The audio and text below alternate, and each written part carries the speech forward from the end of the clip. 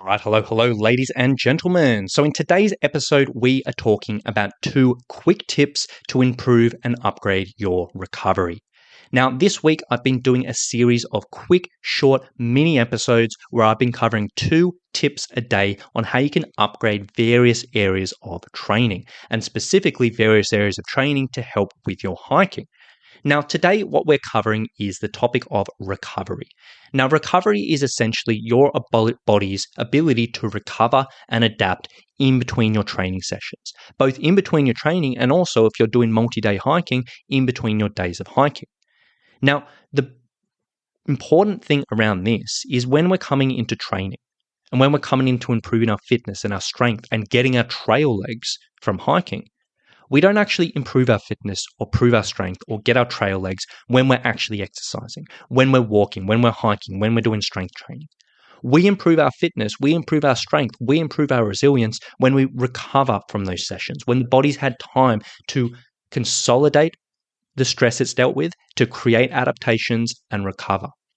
And recovery is a subject which a lot of hikers just neglect. They neglect in their training, they don't really put a lot of attention into it, they neglect on their actual hikes.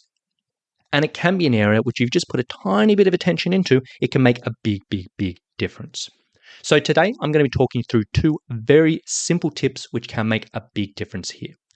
Now, tip number 1 is one probably, it's more relevant for being at home. It's not so relevant for when you're actually hiking. But tip number 1 is each day, aim to take 30 minutes a day away from all screens. Now, for some people, that may not sound like much. But for other people, when you actually think about your day, you may be surprised about how much time you're spending on screens. You may wake up, and as you're getting ready, you've got a TV show going on. You hop in the car, and maybe you drive to work, or maybe you hop on public transport and watch a show on the way to work. You sit in the office and you look at a screen all day. You come home, you watch TV. You go to bed, you play on your phone, and away you go. For some people, when you actually look at your day, you may realize that, you know what, I'm actually on my screen pretty much all the time. Now, the tricky thing with this is screens are typically a little bit stimulating. For our recovery, we want relaxation. We want the body to chill out. We want the body to be as calm as possible. So one simple thing you can look at is literally just looking at 30 minutes per day at some point where you have 0 screens. There's nothing that's distracting you. You are purely there with your own thoughts. So you might just literally go out for a walk around the neighborhood without anything, without any music, without your phone, whatever it may be. It may be a case of you just read a book for 30 minutes. It may be a case of you just sit in a chair and listen to music. It may be a case of you just have dinner away from the TV or whatever it is. 30 minutes a day to allow the body to chill out, to calm down, to just disconnect. That in itself can be a significant thing for your recovery. Now, if you feel like you already do that, maybe you can do 60 minutes, maybe you can do 90 minutes, maybe you can upgrade it, but 30 minutes is a good start. It may sound really simple, but I promise you it can make a big difference. Now, tip number 2, this is something that you can use both in your training and when you're actually on the trail. Sleep is a massive thing that can help with our recovery. It is a major component to recovery, and if we are sleeping deeply and happily, it can really help things. Now, there are 1,000,001 different tips you can use to improve your sleep. But the tricky thing is, a lot of people, even though we know all of this different stuff that can help with our sleep, we don't do stuff consistently. We don't help it consistently. We kind of just, every once in a while, do something. So one tip you can use is choose one thing, anything in the world that you do immediately before bed. Now, what I mean by this is you want one thing that's going to help your sleep, one thing that's going to be intentionally relaxing, one thing that's going to be intentionally down-regulating, which may help your sleep. So this may be doing 3 minutes of stretching. This may be doing 2 minutes of deep breathing.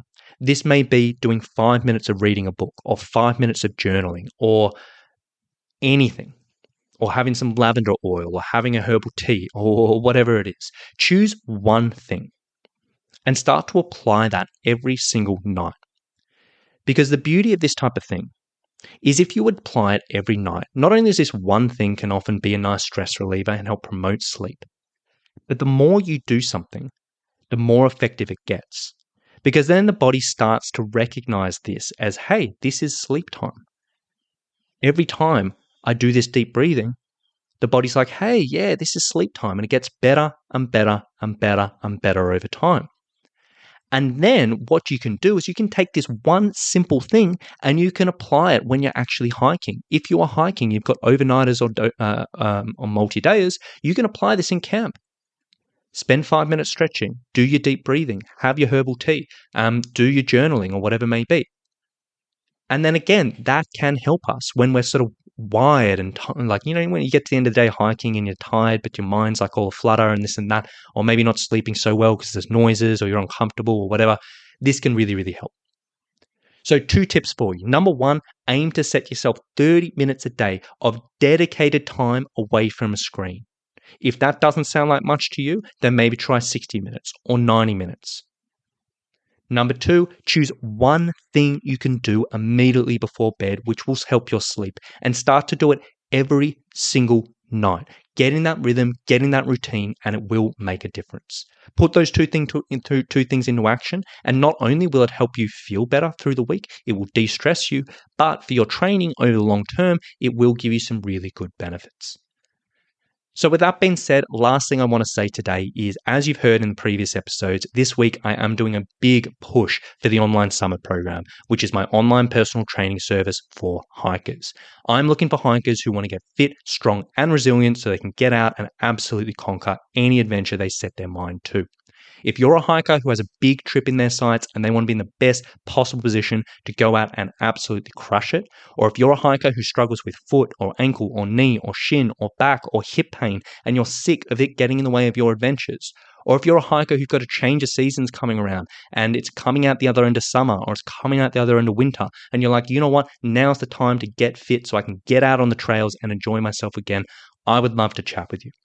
If you want to learn a little bit more, what I'd like you to do is email me at rowan@summitstrength.com.au with the words, let's chat. From there, we can find a time to hop on a call, we can get to know each other, dive into your situation, your goals, and really explore where you're at and what you need. And if it sounds like something I can help you out with, then I can talk you through one of my training packages which may fit into your life, and we can see if and how it may be right for you.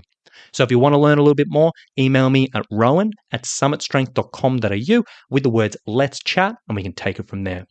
So with that being said, thanks for listening today. Hope you've enjoyed it, and we'll chat to you tomorrow.